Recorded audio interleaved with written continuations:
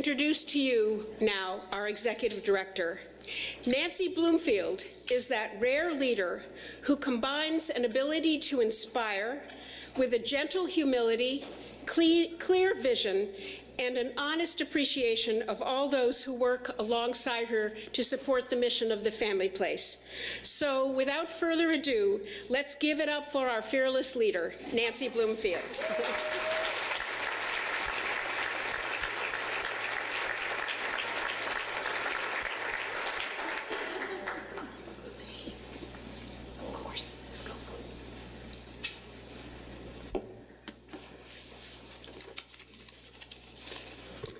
Great to see you all. Is everybody here just normal speaking voice? You good? Okay. So I'd like to echo Posey's thanks to all of our sponsors, board members, generous donors, volunteers, staff, new people who have showed up for the first time at this event. It's really great to have you all and to have filled this room. Thank you so much for coming. I also just have to point out, really excited to announce that we have two former executive directors of the Family Place sitting here at this table, which I think is really special, Elaine Gannett and Christy Binson. And we also have Mary Ellen Otis from the Orange County Parent-Child Center. She'll love it that I pointed her out. Where did she go? So it's a nice moment for parent-child centers today.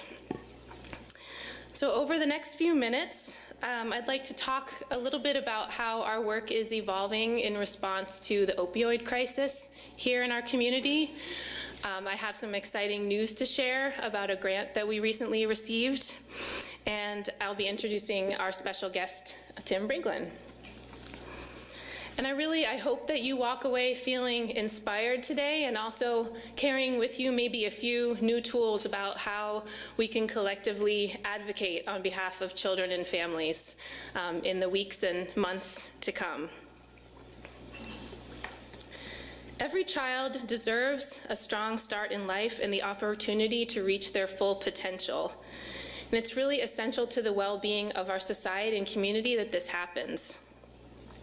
Ensuring that families are resilient and children are thriving, it's a social justice issue, and it's also an economic one. We have Charlie Whelan here. 2 years ago, he spoke with us, and as we learned from him, investment in early childhood just makes sense from an economic perspective as well. Nobel Prize-winning economist James Heckman has shown that every dollar invested in high-quality early experiences for children will yield $7 to $10 in return years down the road. It just makes sense. For more than 3 decades, the Family Place has been a partner to parents, beginning in pregnancy, helping parents to help their children learn and thrive no matter what challenges they might face, be it economic, medical, homelessness, abuse, poverty, mental health. You may or may not be aware that the Family Place work reaches more than 1,700 children and their families every year.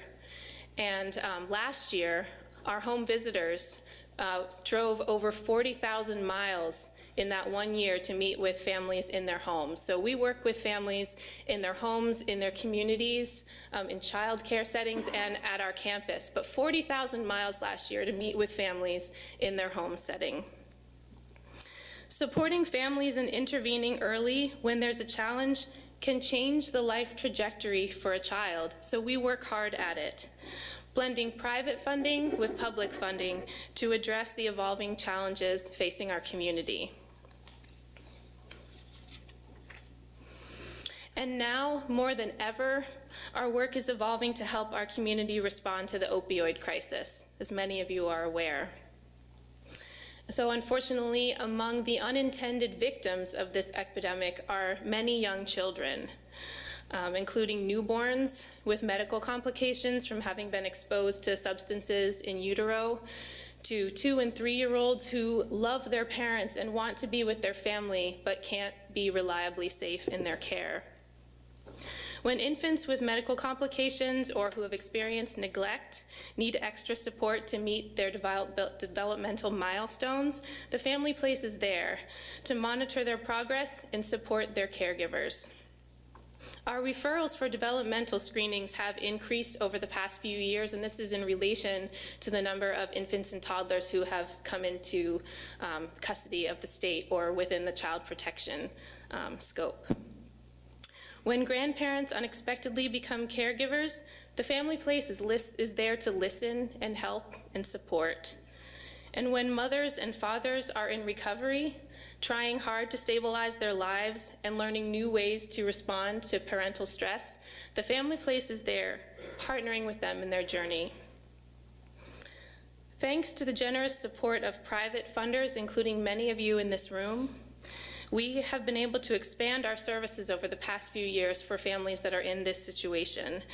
Two programs that we've added in the past few years have included our Parents Together program, which is a skills program and also recovery support program that runs for 17 weeks on Monday nights for parents in recovery.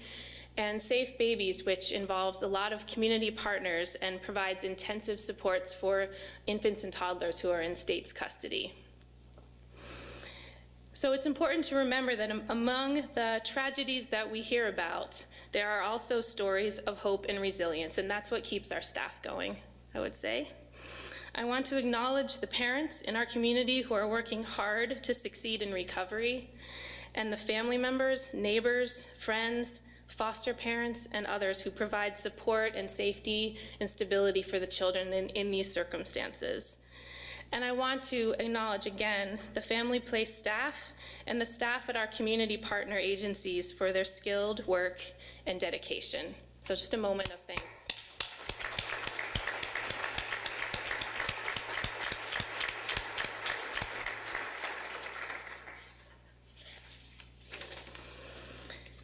So with the community's support, we are doing good work and we are having a positive impact.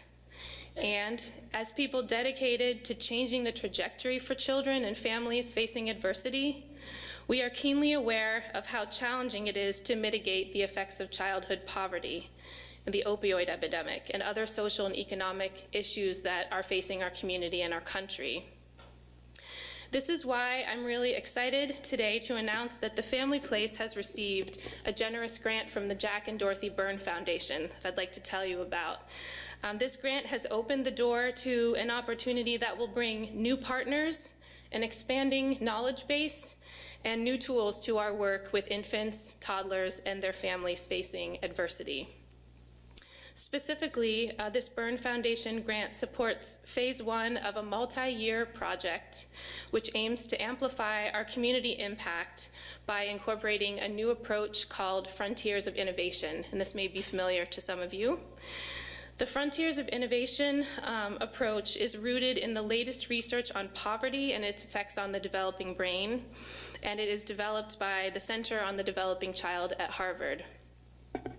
The Frontiers of Innovation approach is designed to achieve significantly better outcomes for infants and toddlers through a more precise understanding of what interventions work and for whom, who they don't work for, and then encouraging innovation to try new things. This approach is supported by a growing community of policymakers, academic institutions, and nonprofits, all committed to transformative change for children facing adversity. This grant is going to enable us at the Family Place to explore over the next few months what it would mean for us and what it would take for us to be able to be more formally involved in this initiative. It would be a really exciting shift for us, and we want to be prepared to do it well. There's a lot to say and a lot to know about the work of the Center on the Developing Child and this particular project that they're doing, and there's a handout on the back table if you're interested. On your way out, you can pick one up and go right to their website. So we are deeply, deeply grateful to the Byrne Foundation for giving us this opportunity, and I really look forward to, in various ways, keeping you all informed in the months ahead as we get in a little deeper. So many people in this room have dedicated their lives and careers to helping children and families thrive. We honor you today. And we also honor all of you who have helped ensure the health and stability of the family place for over 30 years. I know there are folks in this room who have been with the family place from the very beginning, and that always hits me when I see this crowd. If you are new to us or if you're interested in figuring out how to become more involved, there are a lot of ways that you can help. First, learn more about our services and help make sure that families know that we're here. I would love to sit down with any of you who'd be interested, a cup of coffee or tea, or to have you for a tour of the family place. That's the best way to know what it is that we do, and you'd be most welcome. You could fill it out on your comment card and we'll find a time that works for you. Volunteer your time or make a gift to support our programs. The community support we receive, as I've tried to show, has allowed us to leverage our public funding to be able to be nimble in response to community needs. That private funding has been key to our ability to really step up at this time in our community, and we're so grateful. And you can help us send a strong message to those who are representing us in state and federal government, which is one reason why we're here today. We're excited to hear from Tim and learn a little bit more about how to do that effectively. So I know that just have a tiny window on what the legislative process is like, and I know that this has got to be one of the toughest times for a legislator to get away and attend an event like this. So we are so grateful to you, Tim, for taking the time to prepare, gather your thoughts, and be here with us today. So if you don't know Tim, he's in his second year as a representative to the Vermont legislature. He represents my town, Sharon, and also represents Stratford and Thetford and Norwich. Did I miss any? No. Okay.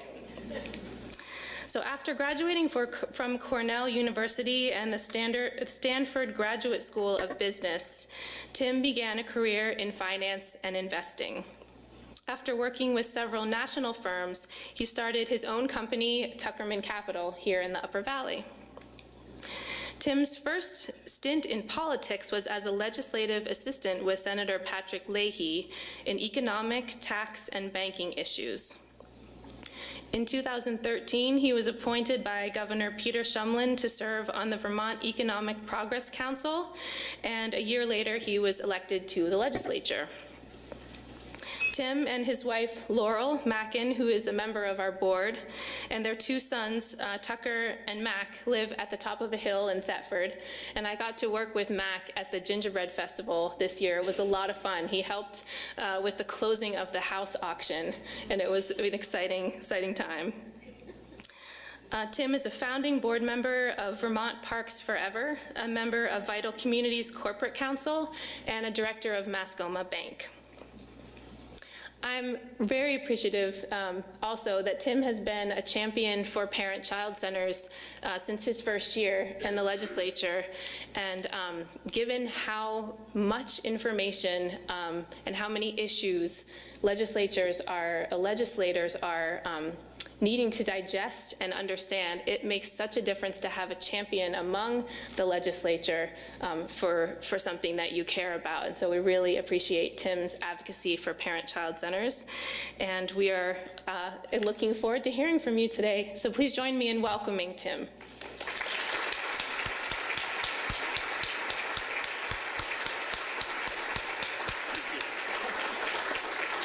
Yeah, thanks.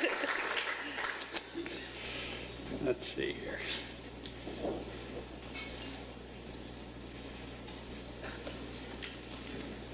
So this is actually a kind of downtime for me. I get to play hooky today from the legislature and the way things have been going lately in Montpelier. And I got to have lunch with my wife today, which was also nice.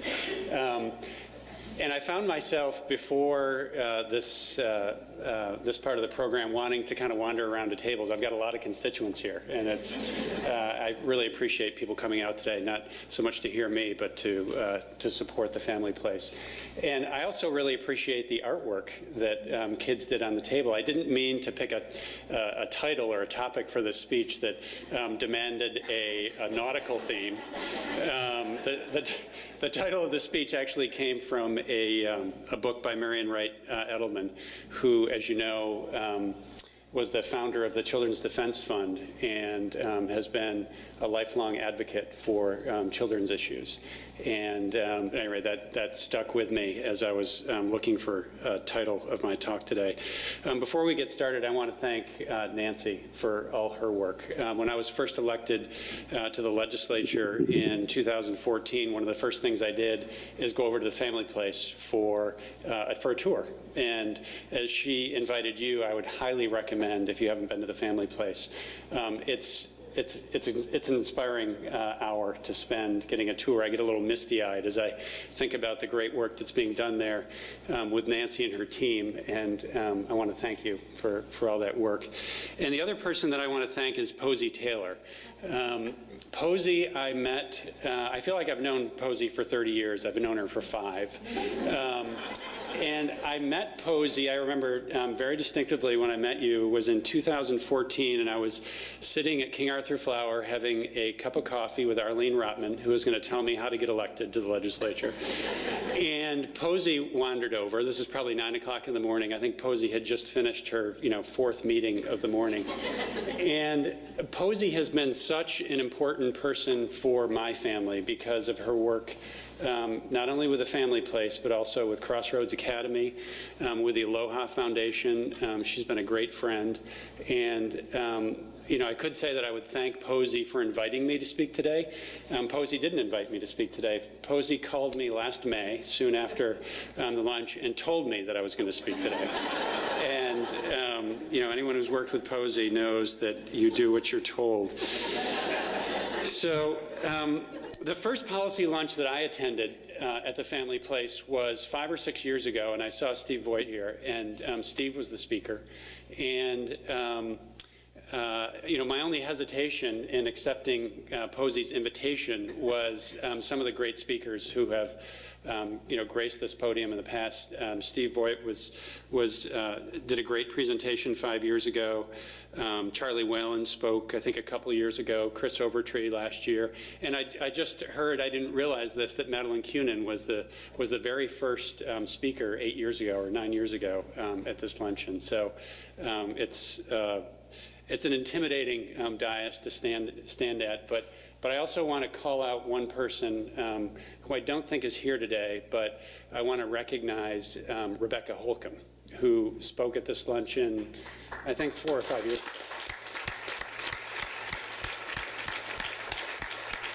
So many of you know Rebecca as the immediate past Secretary of Education in the state of Vermont. Truly, and without hyperbole, I don't know of a more dedicated public servant than Rebecca, and she's going to be sorely missed, and I think you're going to see that in the next month in Montpelier. So again, a past speaker at this luncheon.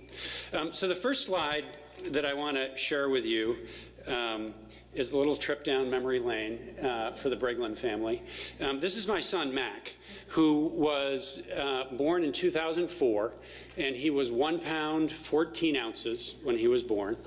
And he had a lot of growing up to do very quickly. And it was the work that Mac did with people at the family place that really helped him on his development journey. And Deb Cross was probably the primary person that he had worked with, and she's a hero in our minds, and our attachment to the family place goes way back. And at any rate, a little trip down memory lane for us. But a trip 6 weeks ago, my son Mac, so this is him as a 13-year-old, and he dresses in a blazer every day. This is actually Mac. He just finished on Friday serving a 6-week term as a legislative page in Montpelier. And this is a picture of him on his first day of service, which was February 13th. And really proud of him and all the work he's done. And it was great to take my son to work every day. We had a great time. So on February 14th, which was Mac's second day on the job, as we drove home from Montpelier, we were listening to VPR. And the story that was unfolding on the radio was the shooting that had just occurred in Florida. And so Mac and I, spent an hour and 5 minutes kind of listening to the NPR reports and discussing that. The next day, which was February 15th, as we drove home from Montpelier, there was a young man who was being arrested in Fairhaven, Vermont, for plotting a similar massacre at a local school. And so within 48 hours, there was a debate that had unfolded in Vermont that no one had expected this term. Basically the debate as to how do we curb gun violence. It wasn't on the legislature's radar screen, it wasn't on the governor's, and we were immediately embroiled in that.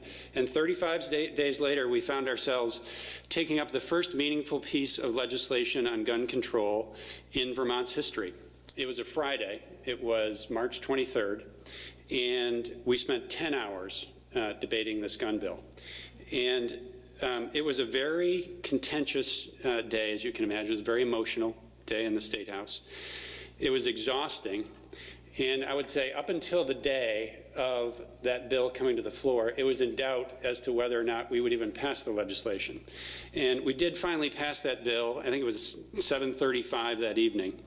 And what wasn't widely reported about that day is that on this Friday evening, after we finished the gun debate, at 7:36, the legislature moved to take up the state budget, the $6 billion state budget.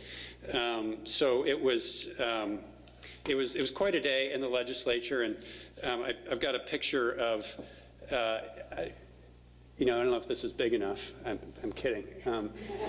It's just kind of how exhausted legislators look, and this is actually the vote that occurred on the state budget. And the state budget is referred to in the legislature as the big bill. And the big bill is what funds essentially everything in state government, from environmental programs to health care, criminal justice, the Liquor Control Board. But what it also funds is the family place, and it funds parent-child centers across the state. So before we dig into some of the details of kind of the state budget, I want to step back and set the table for how the budget process works in Montpelier and what's at stake for the family place and the funding challenges for parent-child centers. So I'm going to put a lot of words up on the screen that you don't have to read, or you can read at your leisure, but what I wanted to talk about was some of the background of the family place and how parent-child centers kind of evolved in the state of Vermont. So the family place, I believe, was founded in 1985. And it was about that time in the state of Vermont that some very important changes were occurring in terms of how the state delivered social services to people who were in need. Vermont was one of the first states to recognize how important communities were in providing support to those with special needs. Vermont led the way in moving away from kind of a 19th century model of social services. And by a 19th century model, I mean, think about the orphanage, kind of in a Dickensian way, or the insane asylum, or the home that fosters folks who are developmentally disabled. That's what social service delivery was like in our country and in the state of Vermont until about 30 years ago. And Vermont, really with parent-child centers, started to turn that page in the mid-1980s. And there was a recognition that with places like the family place and other parent-child centers, the best way to serve people with needs, particularly developmentally challenged children, was in the community, as opposed to with big kind of centrally controlled institutions. And so what this, not quite legalese, but what this language is came about with the work of Madeline Kunin and the legislature in 1988 that basically defined what parent-child centers are. And this language, in a sense, was also set up in order to help these institutions qualify for state funding to support them to provide these necessary services for families and for children. The state of Vermont accredited 15 parent-child centers across the state. I put a small star next to our favorite one there. And we were off to the races. Vermont's parent-child center network really has been nationally acclaimed as this is the way to deliver these types of services to people in need. And the Family Place and Vermont's parent-child child network has been acclaimed across the country by publications and think tanks as to this is the way you do it.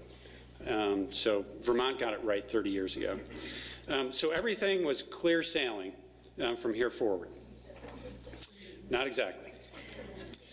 So this is a reference that my 13-year-old child had no idea what that was, but I think you have to be 30 years old to get this cultural reference. But what I want to just take you very briefly through and at a very high level is what the economics are and what the funding streams are for places like the Family Place. And I think this is probably similar for other parent-child centers in Vermont. So the Family Place gets about 2/3 of its funding from government sources. And very generally, the money that the Family Place gets primarily comes from two streams. And this is a highly oversimplified version, but we probably have to bring in the urns of coffee to keep you awake through how some of this rolls out. But the two funding streams, one is a grant that comes out from the Agency of Human Services in Vermont every year, and it's a grant that supports all of these 15 parent-child centers. And then the other stream of funding comes from Medicaid. And what Medicaid is it's a partnership program between the state of Vermont, between state governments and the federal government that essentially supports low-income people, primarily with their health care needs, but with also other social service needs. So those are the two funding streams that are significant from the government that come to the Family Place. But the other thing that I want to point out importantly here, and Nancy had referenced it when she was giving her introduction, is how important the 1/3, these other kind of multicolored pies are here. Parent-child centers around the state, again, these are community organizations that design programs that are specific to the needs of their local community. They're unique programs, and those programs don't occur without the local funding that they get from private sources. So while I'm talking about government funding today, I also want to be clear how extraordinarily important this private funding is for the mission of any parent-child center, but particularly for the Family Place. So the idea that inspired parent-child centers decades ago was visionary, as was Vermont's decision to establish community-based systems for supporting young families and at-risk children. So that's the good news. The bad news is that in the last 2 decades, the funding from the state to support parent-child centers to pay for the services that are required to be provided has not changed. It's essentially been flat for the last 20 years. And if you were fortunate enough to hear Charlie Whalen's talk a couple years ago, you will remember him talking about that there's essentially no better payback for your social service dollar, for those public dollars, than to invest in childhood development. So why aren't we directing more of our social service dollars here? So this is a graph, and it's a very crude one, but I think it really illustrates what the issue is. For over a decade now, we have seen a trend in our state government referred to in the State House as the alligator mouth. And literally, when you say to a legislator, the alligator mouth, this is what they're thinking about. And this is an issue that developed, as I said, about 10 years ago. And it revolves around the slow rate of growth in state revenue. And that growth has essentially been gobbled up by the ballooning need for services in elder care, food and nutrition programs, health care, addiction treatment. You can go on and on. But this has been an issue for the last decade, essentially since the Great Recession. So with all this, we have a shortage in funding, and the question is now, what can we do? What can we do about it? And my answer to that is very simple. It's not easy, but it's very simple. And again, I think back to the student advocates on the gun bill. What we can do is we can advocate. We can use our personal power on this. And what I want to lay out for you is kind of in 3 or 4 ways how people need to, I think it's really essential, need to advocate, need to interact with their elected officials. So the first level, I think we've got a room full of black belts on this level, which is kind of the local level. And how do you advocate locally for institutions like the Family Place, for your parent-child center? And we all know what those things are, whether it's attending these lunches and becoming smarter on what Nancy's doing, whether it's going to the gingerbread festival, whether it's talking to your neighbor about the amazing work that the Family Place is doing. And I would say most importantly at that local level, as Nancy and Posey had mentioned, it's speaking with your local legislators. It's talking with me, it's talking with Jim Maslin. If you're in New Hampshire, it's talking with Martha Hennessy. It's talking with your governor, who will come to the area, and tell them that these issues are really important. And I don't want to belabor the point, but I can't emphasize enough how important that is for people to hear from you, particularly your elected representatives.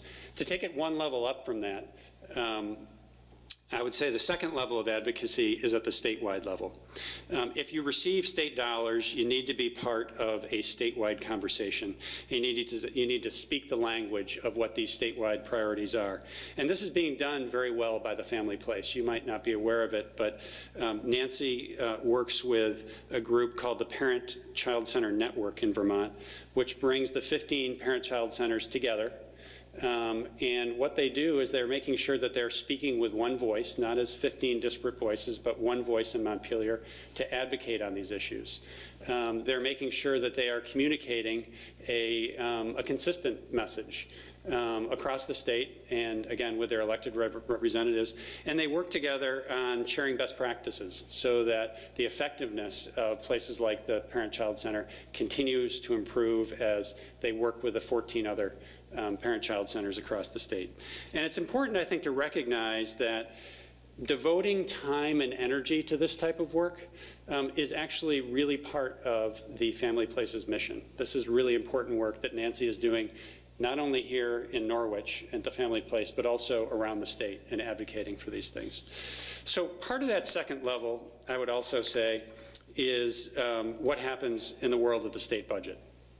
And Vermont State, and this is, I would say, an overly simplified graph as well, but just to give you a sense and something to talk to, the budget process in the state of Vermont it's essentially a 7.5-month marathon. And it starts each fall with the governor and his secretaries for each of the agencies in Vermont and commissioners basically coming together to lay out the blueprint. But what not a lot of people are aware of is that the governor and these state agencies hold public hearings every fall in October and November. And people come to those hearings to advocate for things in the state budget that are important to them, things that are important to their community, things that work well. And that's a really important place to plug into this process. Once the governor brings his budget forward in January, and he performs an address in front of the state legislature, that's when things really get down to kind of the brass tacks. And I would say that most of the work on this page this slide is really done in the House Appropriations Committee. I'm on the Healthcare Committee. I sit right across from the Appropriations Committee. Not in 1,000 years could you make me serve on the Appropriations Committee, not only because the volume of work they have to do, but of the excruciating decisions that they have to make. Think back to the Alligator Mouth that group has to make. So the Appropriations Committee takes up the budget in mid-January. They hold all kinds of hearings in the State House where they have commissioners and agency heads and professional advocates, and some citizens come to testify about every conceivable aspect of state government that you can think of. And what people are starting to become aware of, and I know that Nancy and Posey participated in this year, is that the Appropriations Committee actually does a roadshow in February. They literally go around the state and hold hearings in different places where citizens can come and advocate for things in state government that are important to them. And I think, a knee-jerk reaction that can be, it's a PR move, that's kind of a public relations stunt, and it's really not. And the reason I'm confident in saying that is because you have to understand where these legislators are coming from. So there are 11 members of the House Appropriations Committee, and they take the state budget, the $6 billion state budget, and they divide it up amongst themselves. So each member takes responsibility for a certain part of the state budget. And you also have to remember that Vermont has a citizen legislature. These are not kind of professional full-time legislators. These are people who commute to Montpelier every day. They have jobs outside of the legislature. They don't have any staff. They don't have an office. They don't even have a phone. So the reason these hearings are held and the reason they're important is because it's an opportunity for a legislator to get smarter on a particular issue as experts come in, you guys, to talk about these issues, to talk about these programs and why they're important, and in the case of the family place, the incredible positive effect that they have in the community. So again, this is another area I think that's important to plug into. And I'll say as a side point that the House Appropriations Committee also holds hearings for legislators to come in and talk about things that are important to them in their district. So in mid-February, I went into the Appropriations Committee and had time in the chair to testify, and you're probably all familiar with this graphic. This is from the Family Place's annual report last year. And this is what I used for my testimony. And these were my talking points to basically talk about why the Family Place does such an amazing job and why we need to look for additional funding for parent-child centers. So the state budget process continues on in a more accelerated process after it moves out of the House. And again, we've adopted our budget. We did that about a week ago. It moves on to the Senate, where there's another process. They start up. It's abbreviated. It's about a month long. But again, taking testimony around the state. At the end of April, early May, we will have a reconciled budget between the House and the Senate, which we'll finally approve and send along to the governor.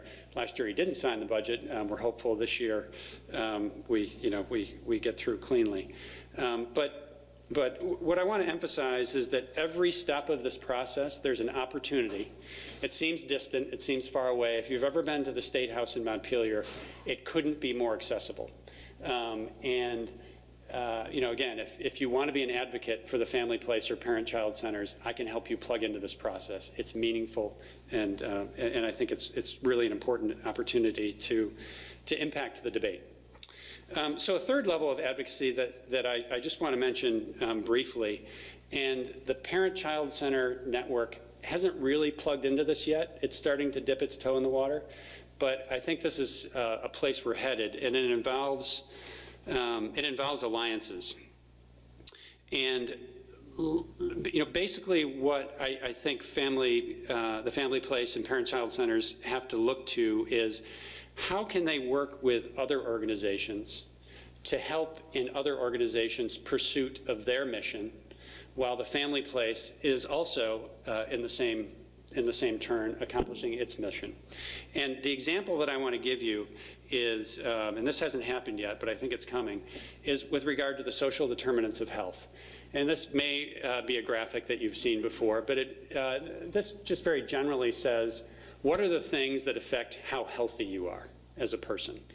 And this research came out probably 10 years ago, and I think was surprising to some people when it came out.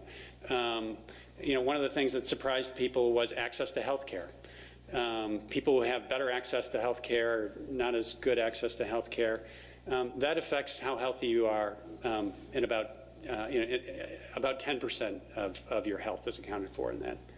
But what I think is fascinating about this graphic is that the social determinants of health tell us that 55% of a person's health is determined by things that parent-child centers work on. Whether it's being, improving social circumstance, improving behavioral patterns.